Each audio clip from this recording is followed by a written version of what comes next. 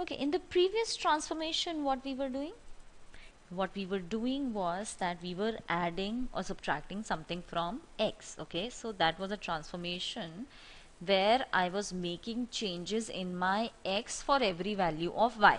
Okay, this time let us try something else. So on the same lines, just think what happens when you make certain changes in y. What happens if you make for the same x, you make y instead of y, you make it y plus a. And again, depending on the sign of a, there will be a shift of the graph. Now this shift of the graph will be on the y axis because y values are changing. Okay, because y values are changing. Okay, so there will be a shift of either an upward shift or a downward shift. So you understand, when we were talking about x axis in type 1, we were talking about x axis. Okay, so there was a right shift or a left shift depending on a. Okay, correct? Now this time what will happen, because I'm making changes in y. Okay, so the changes will happen on the y axis. So how will my shift be? My shifts will be either either upward or downward, because that's the vertical axis. Okay, so that's how my shifts gonna be in terms of the functional graph. Okay, in terms of the graph. So the transformation is a change in y this time. Okay, so therefore again, like type 1, the curve will shift depending on the value of y. Now y plus a would mean what? Y plus a. Okay, look at this very carefully. Y plus a equals to fx actually means that I can get my y. I can get my original y by subtracting some amount from fx, that is subtracting the amount of a. Okay, subtracting the amount a from fx, I get my original y. Okay, so that's the shift. That's the shift. The shift will be how we will get a new y.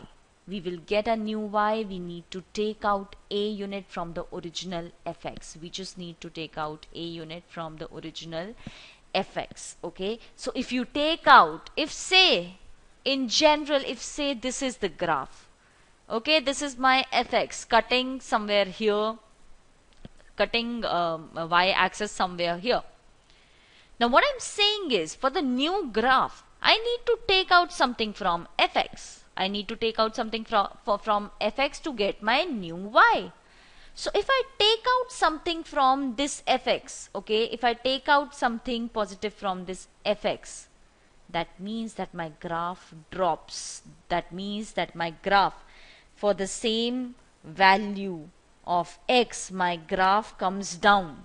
Okay, so there is a downward shift when you have y plus a equals to fx. There is a downward shift. Why? Because y equals to fx minus a. You have to take out something from the original function to get this new y. Okay, and hence the graph of fx is pulled downwards, and it will be opposite, absolutely opposite, in case I'm taking out something from y. So y minus a equals to fx would give me what? Y minus a equals to fx would mean that y equals to fx plus a. So that means that for the same functional value at x, what is happening? I'm adding a to it. So what is happening? I am adding a to it in order to get my new y. So I will have an upward shift. So hence I will have an upward shift. Okay, so that's the meaning of this sort of a transformation. So the graph will either shift up or graph will either go down. Now looking at a trigonometric, let's look at a trigonometric example. Let's look at cos square x as our example. Let us look at cos square x. Now y equals to cos square x is my function. My function is y equals to cos square x. Now I can get it down in simple cos terms by using the identity that cos square x equals to 1 plus cos 2x by 2.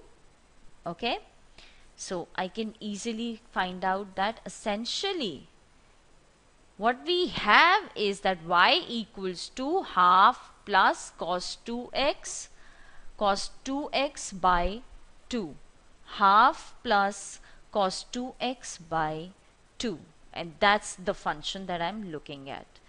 So what I can make out of it is that I can put this cos 2x by 2 as fx. I can put cos 2x by 2 as fx, okay, and the new thing that I have is that y minus half equals to fx. So basically there is a change in y, okay.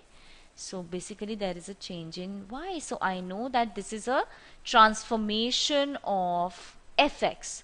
This function, the original function given to me, is nothing but a transformation of fx, okay. Fx is y equals to y minus half, and fx is cos 2x by 2.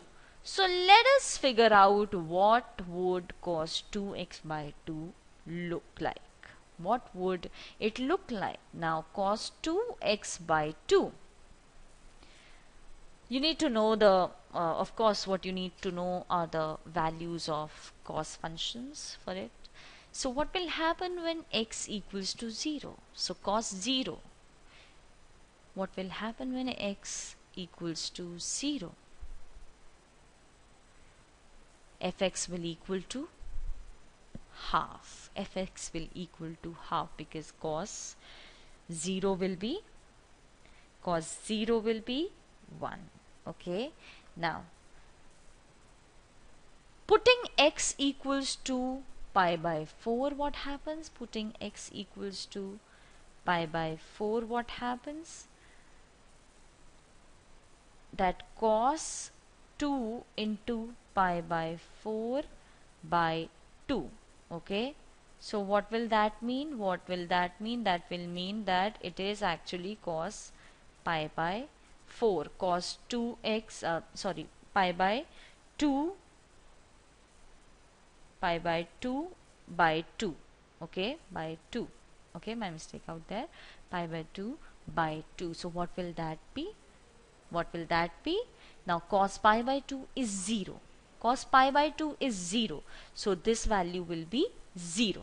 Okay. Now what happens at pi by 2?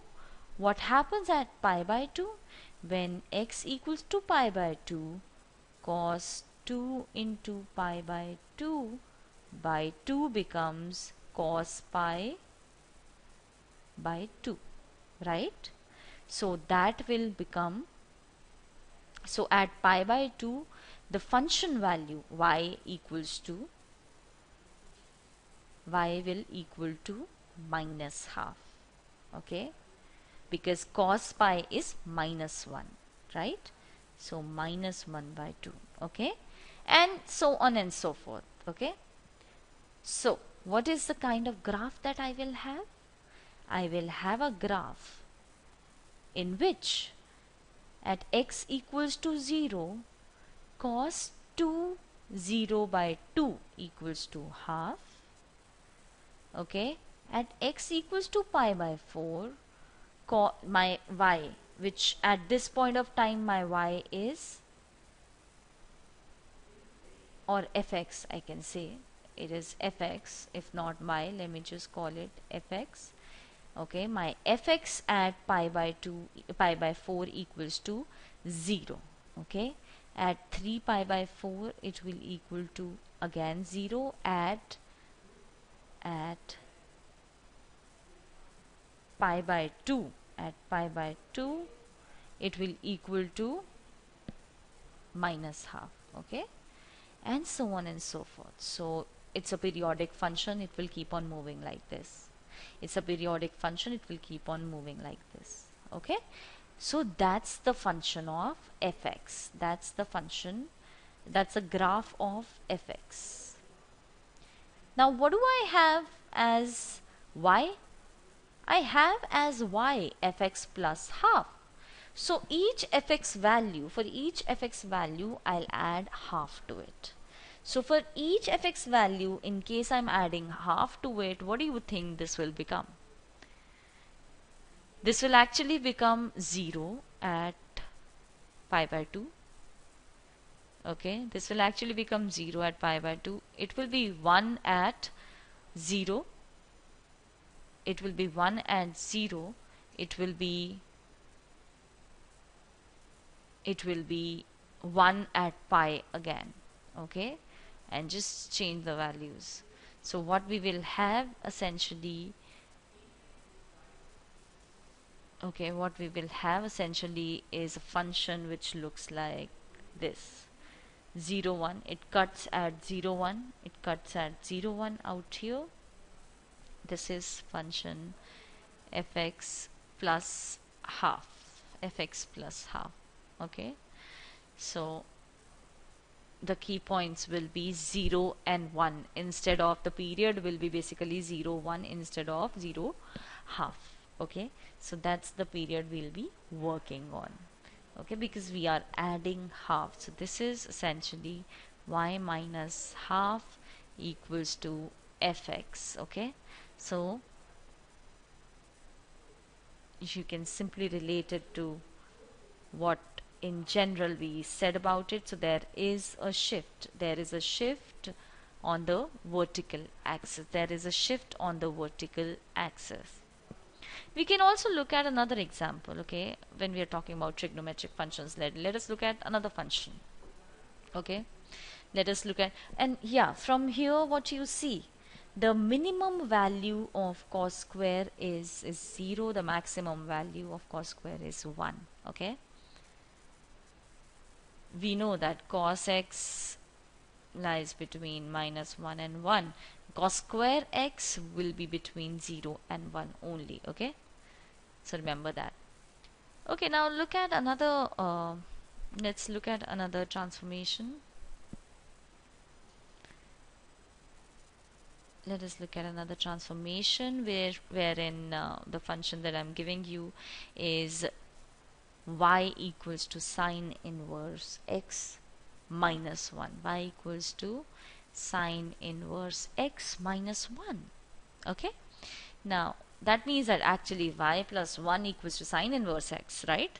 So I can take my basic function fx as sine inverse x and then look at this y. What will this y look like? Because it's gonna behave exactly like sine inverse x plus minus something. Okay, plus minus a concrete number. So sine inverse x, now sine, again you need to know the values of these functions. So sine inverse x, sine inverse x at x equals to 0 will be 0. Okay, will be 0. Sine inverse x at x equals to 0 will be 0. At 1 will be, when is sine 1? Sine is 1 at pi by 2. So at 1 it will be pi by 2. At minus 1 it will be minus pi by 2. Okay, so that's the cycle of just you can find it from the cycle of sine x basically. Okay, so you know that sine pi by 2 equals to 1, so that means sine inverse 1 will equal to pi by 2. Okay, so that's how I'm writing these, numbers. Okay, so what is happening here, instead of my x axis being 0, pi by 4, pi by 2 and so on and so forth, and y axis being some numbers, it'll be opposite this time. This time I will have 1 0 and these numbers on essentially the real line on x axis and these angles on the y-axis, okay, or fx. So something of this sort, this graph will be something of this sort, okay. Now what is happening to y? Now y plus 1 equals to sine inverse x, or I can say y equals to sine inverse x minus 1. So what will happen to these values? So what will happen, instead of being 0 at 0, now the function will be y equals to 0 minus 1. So it will equal to minus 1. Instead of being pi by 2 at 1, it will be pi by 2 minus 1, right? So this is how it's gonna be like. And hence what will happen, in the axis, in the vertical axis, I can just instead of pi by 2 I need to write pi by 2 minus 1. Why? Because my function now behaves in that manner that you know, it is minus 1, and it is minus 1, it is 1 at these with minus 1 it gives minus pi by 2 minus 1, okay. So it is, the y value is minus pi by 2 minus 1, and with positive 1 it is pi by 2 minus 1, okay. So this is a simple shift on the vertical axis in this transformation.